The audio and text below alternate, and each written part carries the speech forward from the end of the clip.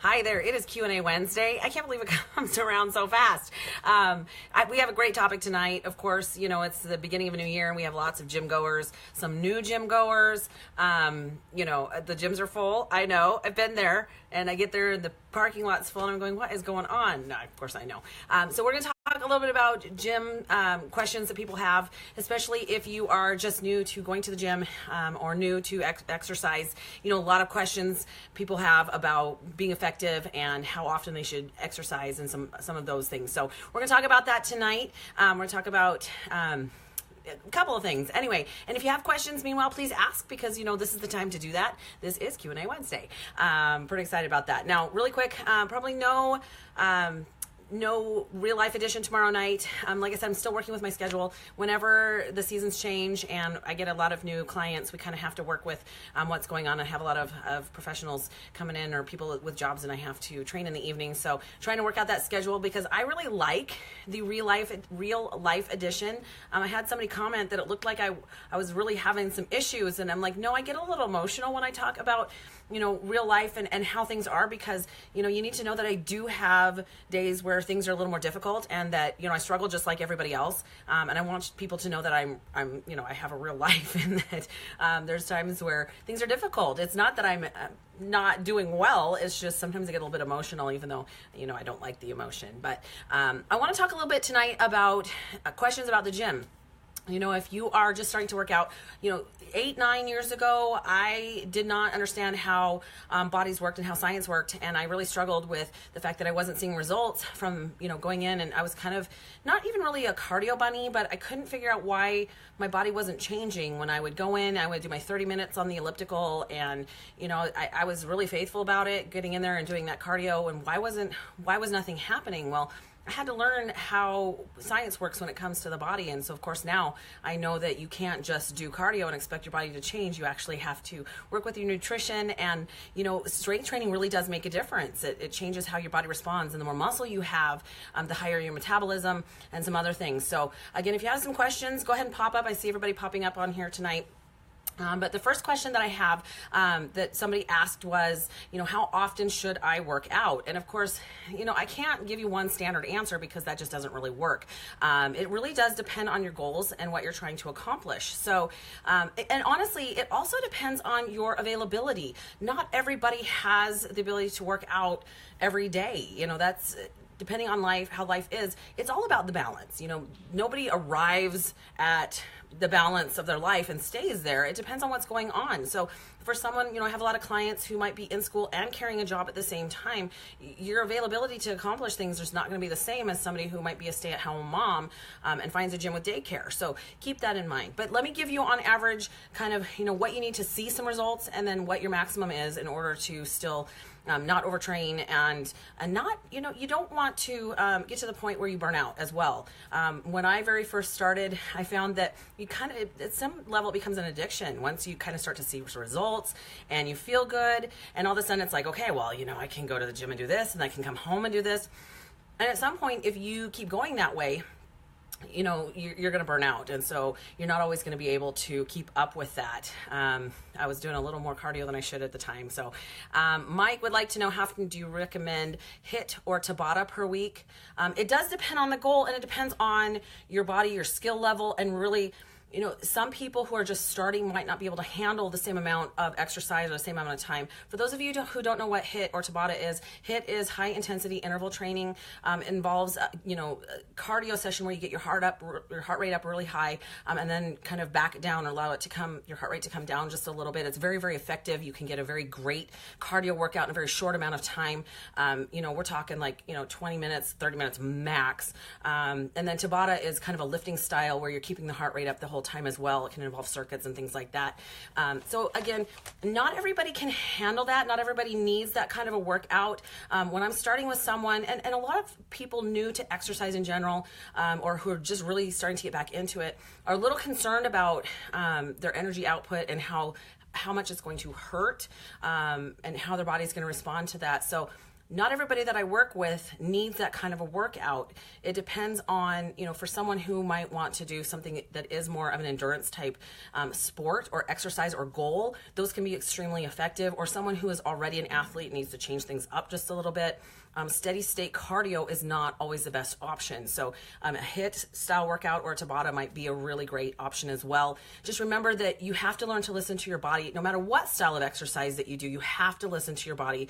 If it's showing signs of needing a break, give it to it. I find that my body lets me know if I've been doing more than I need to, or if I'm not getting enough sleep to support whatever style of exercise I'm doing. I start to kind of feel run down and drained. Things start to hurt a little bit more. I might, ache, be sore than normal.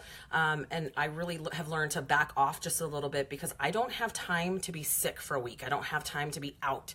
My business depends upon me being able to go out and do the things that I do. And so I'd rather take the day off and allow my body to heal and recover than to have to take a week or so off.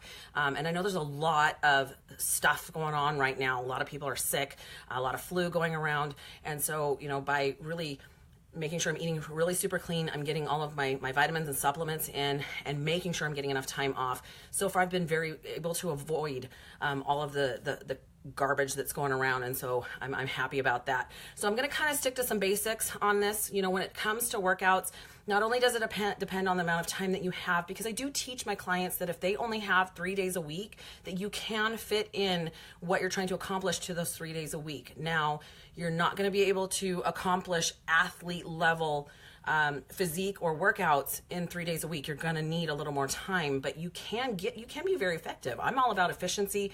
I'm busy. I got a couple of businesses. I got a couple of jobs. So, I have to be very aware of that. But when it comes to minimums, for somebody to really be effective in getting their workouts and see change, I'm going to say minimum 3 days a week. And whether that's at home workouts, whether that's going to the gym, and I'm thinking things like, you divide your time into strength training and also cardio. You might just have to that. I've got some, I should have turned my phone to something else. Get it on airplane mode.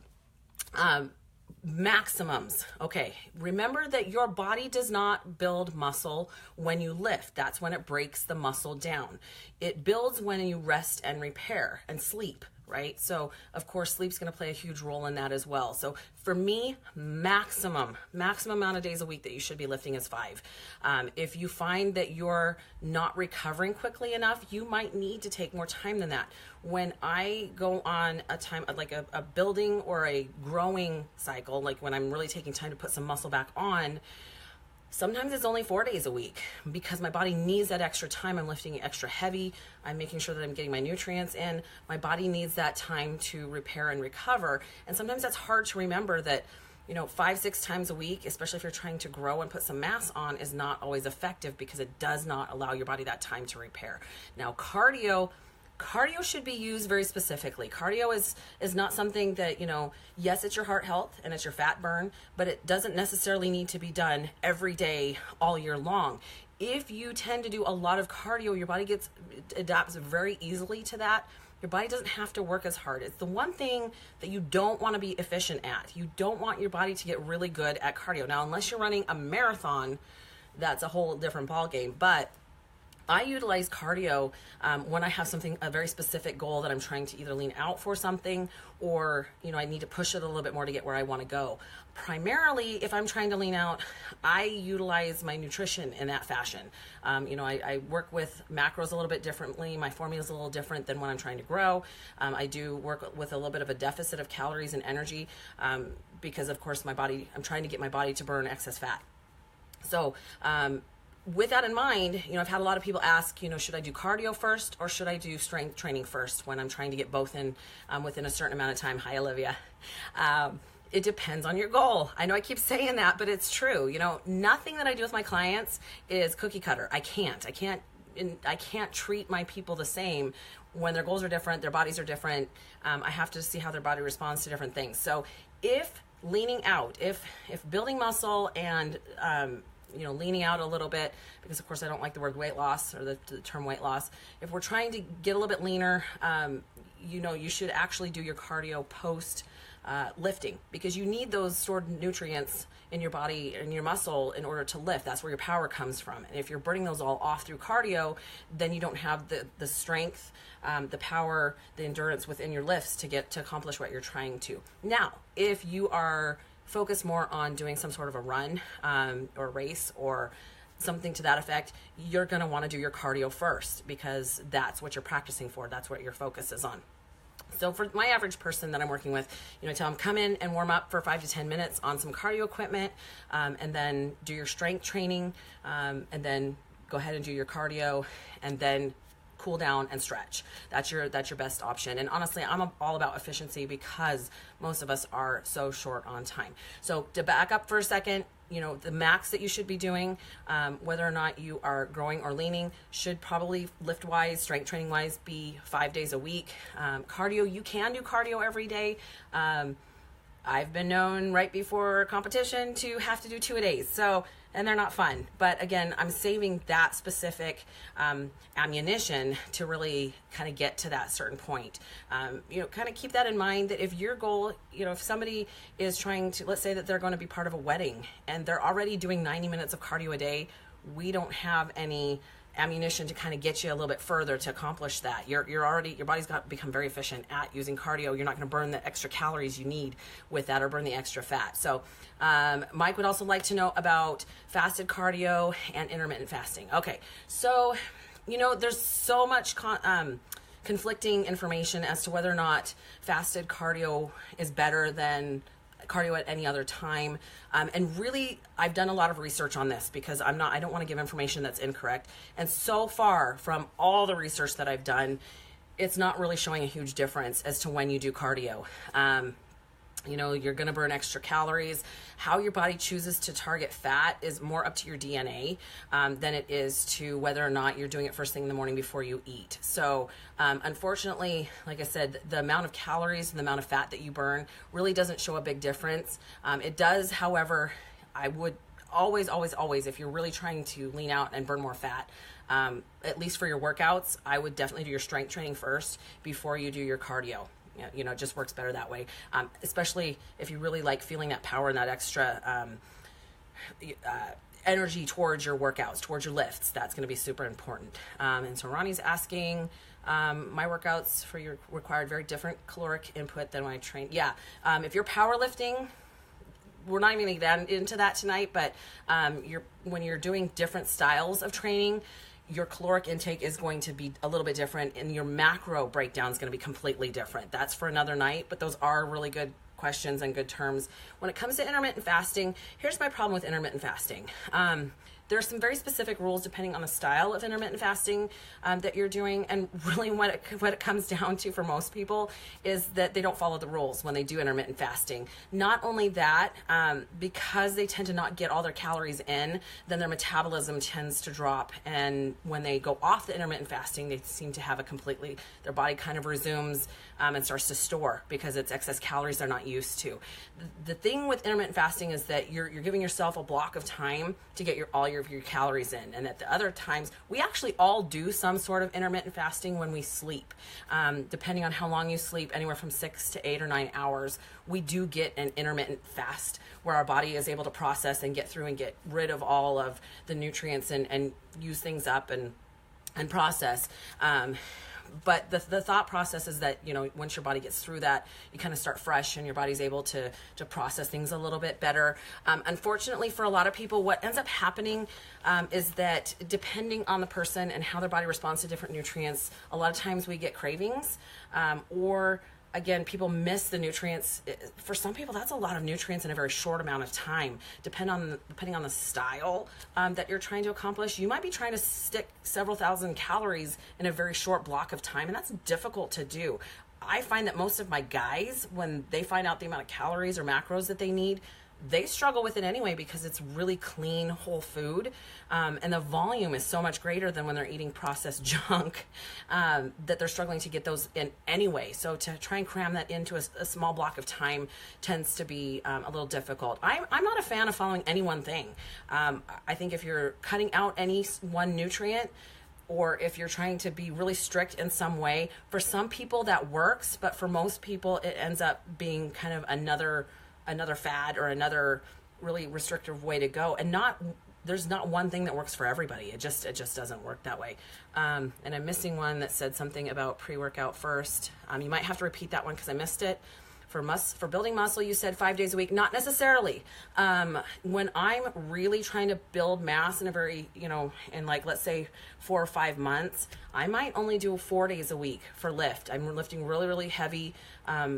My carb intake actually goes up a little bit so that my body spares the protein in order to build the muscle.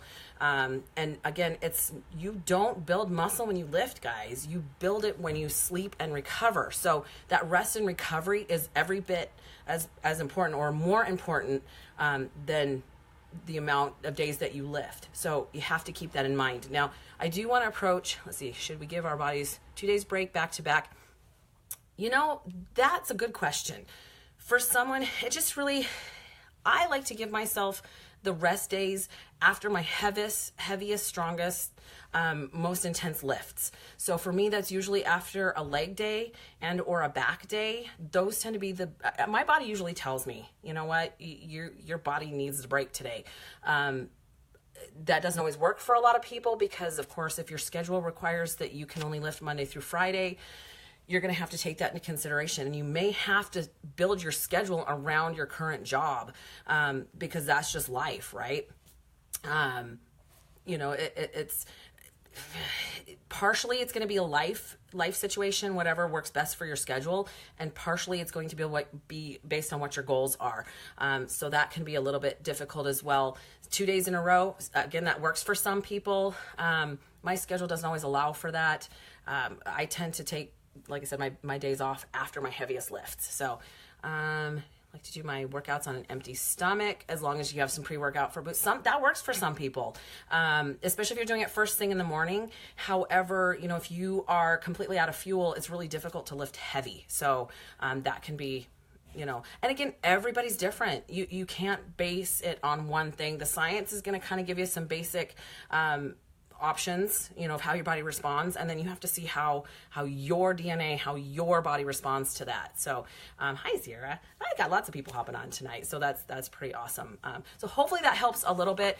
Diet nutrition wise, again, that's questions for another night because now we're kind of running into a lot more details. So should I work out when I'm sick? That was another one that we had. You know what? Probably not. Here's what I find when people are sick. And hold on, there's a couple of other questions I want to make sure I cover. So Sarah says that you work out during the week when your son's in school. You know what? Again, that works for a lot of people because then you don't have to utilize necessarily if your gym doesn't have daycare. That can be kind of a stumbling block as well. So it's just different for everybody. And guys and girls, their bodies respond a little bit different. Although I will tell you, I had this thought when I was lifting today. Girls, stop doing this baloney that you have to lift super light with like 15, 20 reps. You're not going to get anywhere with that. You can't, if you're not breaking the muscle down, it has no reason to build. And if you're not putting a demand on it or a stressor on it where it feels like, oh, I got to maintain this, you're just going to lose that muscle. And girls, you're not going to look like guys. You can't. You don't produce enough testosterone and you don't eat enough food to look like a guy, and you're not taking stuff. So don't worry about it. I get all the time, well, I don't want to build muscle. I just want to tone. What are you going to tone to if you don't have any muscle? You're going to tone to fat? That is no shape. That does not work. Somehow we have a disconnect as to how our bodies work. And I eat a lot of food and I lift really heavy to have the amount of muscle that I have. So don't think, that's okay if you don't want to look like me. You're not gonna, right? It's a little more difficult than that. Hi, Michael. Okay, so yep, Sierra says find out your schedule, figure it out, and stick to it. That's actually a really great tool. Okay, so back to should you work out if you are sick? No. First of all, don't get everybody else sick at the gym. That's pretty silly. And number two, you're probably not eating, most of us when we're sick, no matter what style of sick, whether it's the flu, whether it's, the pukey flu, most of us aren't taking in enough nutrients to build muscle. We're not usually taking in enough nutrients to help our body recover from being sick, let alone build muscle. And when you are building muscle, your immune system's down a little bit already. You should be supporting that with enough vitamin C and some extra nutrients in order to cover that. So when you're sick, there's no benefit. I actually send people home all the time. If you don't feel good, there's no benefit to being here. How is your body going to recover from being sick and breaking down the muscle at the same time? It just doesn't, it doesn't jive. So Jose is telling me happy birthday. Thank you. That was yesterday, but yeah, I celebrate all month. So you can wish me happy birthday all you want. And yes, I am 43 years young, neener. I'm okay telling people that 43 and I have 5 kids. So ha ha ha. So back to working out when you're sick, probably not your best bet. And like I said, it's just kind of common courtesy to not get everybody else at the gym sick as well. I have kids at 3 different schools and I work at 3 or 4 different gyms. The fact that I don't get sick more often is kind of surprising, but I eat really, really clean. And I take, my extra supplements for anything that I'm missing, right? And I try to make sure that I get enough rest. So that really has worked out well for me. I don't get sick very often. And I don't eat a lot of processed food because honestly, when I do, I feel like crap. So I've learned that is not something that I can do on a regular basis and get away with. Okay, so talked a little bit about which should I do first, cardio or strength training. We talked about that. How heavy should you lift?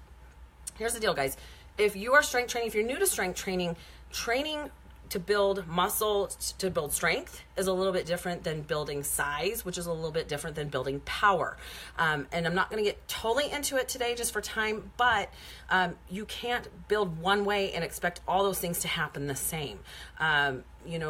Somebody who's just barely starting to strength train, your first focus should be learning form and function, making sure the right muscles are doing the job, that your body's not compensating, which it will want to do. And your first focus should be on balance and core strength. As that gets better, then focus on more of the overall strength and filling in the holes or perfecting your weaknesses, giving a little more attention to those. And as you do that, then if power and endurance is more of your goal, then that's something that you can approach. But someone who is very, very new to strength training really needs to have the basics down. I get a little frustrated when I go to the gym and I see guys who obviously don't know what the heck they're doing, and they're throwing up the heaviest weights they can possibly work. And I'm going, okay, you might think you're doing chest right now, but your delts are doing all the work. I can see it. So if you're not sure what you're doing, make sure that you're getting some knowledge, some education on that, whether you use a professional. Don't bank on what Instagram is teaching you. There's so much garbage on there, you guys. I'm sorry. No offense to the little 19 and 20-year-olds that think they know what they're doing. I'm watching and I know you don't know what you're doing. Make sure that when you're learning, that you're actually learning from somebody who's professional that has an education on that. In some states, it's not even required for trainers to have a certification, which floors me. I don't get it because, we're working with people who can obviously get injured if they don't know what they're doing or if we don't know what we're doing. So I don't think that that's exactly an intelligent option. So, make sure that you've done some research on your trainer, that they have some experience. And obviously you should get along as well. There should be some sort of a connection. And you should trust your trainer. My favorite saying right now is, if at first you don't succeed, try doing what your trainer told you to the first time. I'm always floored at when people come to me and they're like, well, but I heard that blah, blah, blah, blah, blah. And I'm going, and how's that working for you? It's obviously not, or you wouldn't be coming to me for anyway. I digress. Okay, so how heavy should I lift? It depends on your skill. It depends on your mind-muscle connection. Have you taught your body how to use the right muscles? Do you feel it in the right location? If you are doing core strength, is your core really doing it, or is your lower back just jumping in and doing it all the time? So again, especially strength training alone really takes some time and education to make sure that you're doing it correct, because otherwise you can injure yourself. And as for speed, a lot of times I have to slow my clients down, because as you speed up, a couple of things happen. Your body wants to take the path of least resistance. So if you're not paying attention, and if you're speeding up and your body does not have that muscle memory of doing something correctly, say squats, your whatever muscle wants to do the job or thinks it should do the job or has to do the job because you're lifting too heavy will take over, and that's how people injure themselves. Okay, so the more experience that you have, and again, the more education and the more practice doing it correctly. I know that sounds ridiculous, but 80% of the people that walk into the gym do not have a clue as to what they're doing. They've either learned from YouTube, which is at least a better choice than Instagram, right? Or just from watching other people. And be careful who you ask at the gym. Just because they may look like they know what they're doing doesn't always mean that they do. So pretty much on a daily basis, I roll my eyes while I'm at the gym. It's a very entertaining job. Just going, okay, well, you don't obviously have a clue as to what you're doing. So take into perspective that, not everybody knows what they're talking about, even if, do they look like you want to look? Do they look like they know what they're doing? And are they making lots of noise that's just not even appropriate at the gym? I know we've already talked about gym etiquette, but so Sean says that negative, etc. Oh, you like to focus on the negative reps. That is another form. If your body has become very accustomed to one style of lifting, you may have to change something. The variable that you change, obviously weight is usually the easiest variable to change, if you're not progressively going heavier and putting a heavier demand on it, but it's not always the appropriate one. You might change hand position, intensity, again, once your body gets has that muscle memory of the form and it does it appropriately. Also, don't forget you have to breathe when you lift. That is super important. If you are constantly holding your breath, you are depriving your muscle of the oxygen that it needs to have the power. So that's not always appropriate. There's only a few times where that's appropriate, and it usually is in powerlifting, and you're probably not doing that. So if you're not sure, ask a professional. Okay. How many reps should you do? You know what? Again, that comes down to what's your goal. If you're trying to build size, it's going to be a little different than strength, which is a little different than power. And if you're powerlifting, you're usually kind of focused more on a 1 rep max or a certain percentage of your 1 rep max. So the majority of my clients, I start them out at a moderate weight that they can handle and they can do the movement correctly. And usually approximately 3 sets of 8 to 12. If you are going much heavier, you're going to drop your reps. Okay. Again, lighter, there's a time and place for that, but that usually comes down to more of either a Tabata style workout or what I just call cardio lifting, because that is a thing. So Raphael says, I've seen people scream after lifting like 20 pounds. Pretty funny. Not sure if screaming is necessary. No, screaming is not necessary. Now, there can be a time when somebody is really pushing it towards the end of their lift and they're starting to fail. And usually that involves a spotter, at least it should, where, that the grunting or the extra noise might come to that. And it happens. Don't sound the lunk alarm. It happens. It's kind of like Venus and Serena Williams. When they're hitting that tennis ball, they're putting so much power in there, they are making noise. If you listen to boxers or MMA fighters, they've kind of learned to make noise or make a sound as they're throwing punches because they're making sure that they're breathing out because they cannot hold their breath or they're not going to have power in the punch. So sometimes it's appropriate. Now, screaming, and seriously, I have seen the craziest stuff. I have seen every plate that they could fit on a leg press on there, and with every press, they're going, ah! And literally they're going like this far, like, and I'm just going, I don't even know what you're getting out of that. It's a little ridiculous. So, there's some times where it's appropriate, but most of the time, I think it's just people trying to get attention.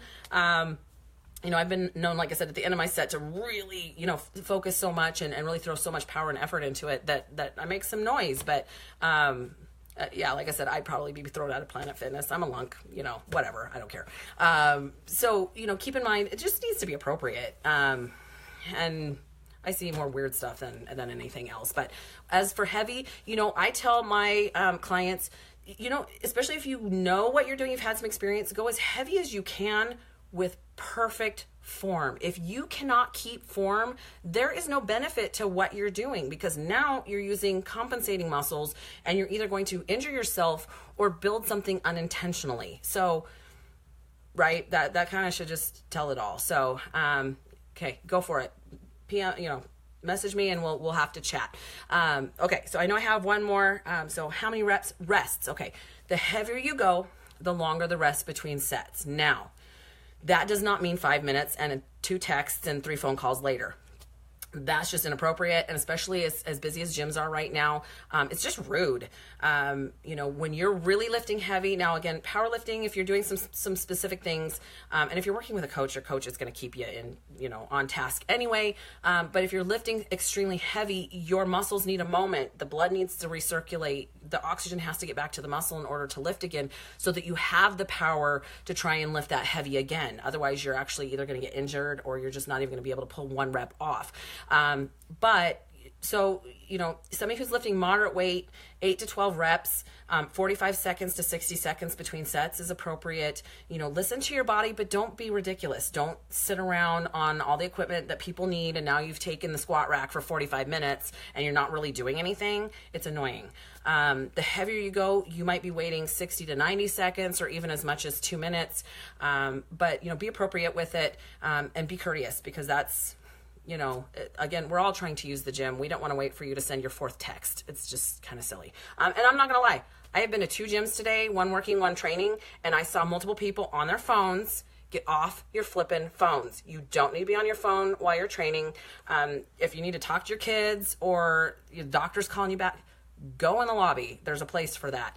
But, when I'm seeing somebody talking on the phone and literally doing crunches at the same time, I'm laughing and going, you are ridiculous. That just is what it is. How long should your workouts last? I don't think that your strength training should last longer, maximum an hour, and that's usually my leg day. If I'm working by myself, if I'm circuiting with a group, that's a little bit different. But my average workout takes me about 45 minutes of lifting. Any longer than an hour, there's no benefit to doing 2 hours of strength training. Your body cannot recover from that. If you're continuously breaking the muscle down faster than it can recover, you're not getting where you want to go anyway. You're not being able to reach your goals. You're not getting the growth. So my fastest workout, sometimes if I am motivated, I can get it done in 35 minutes. It also depends on how many muscle groups I'm hitting at any given time, whether I'm doing a full body workout, whether I'm specific. Again, that's kind of a hard one, but to give you some general guidelines, that's probably the best I can give you is, 45 minutes to an hour. If you're only working out 3 days a week and you're trying to fit all your muscle groups in those 3 days, it's going to take you a little longer than if you are lifting 5 days a week, because that gives you a little more time to hit some of those muscles. So just be efficient. If you're not sure, you might consult a trainer, just at least give you a workout plan and give you some ideas on that, versus trying to guess. Because again, I want to be efficient. And you know what? The trainer still uses a trainer, because that's my accountability. That pushes me harder than I'll push myself. And you know what? I kind of like to be dead when I walk out of the gym. I want to feel like I got something out of it. I've been lifting for 8 years plus now, ish. 8 years? I have to do the math. I've learned a lot in that time, and I'm pretty strong at this point.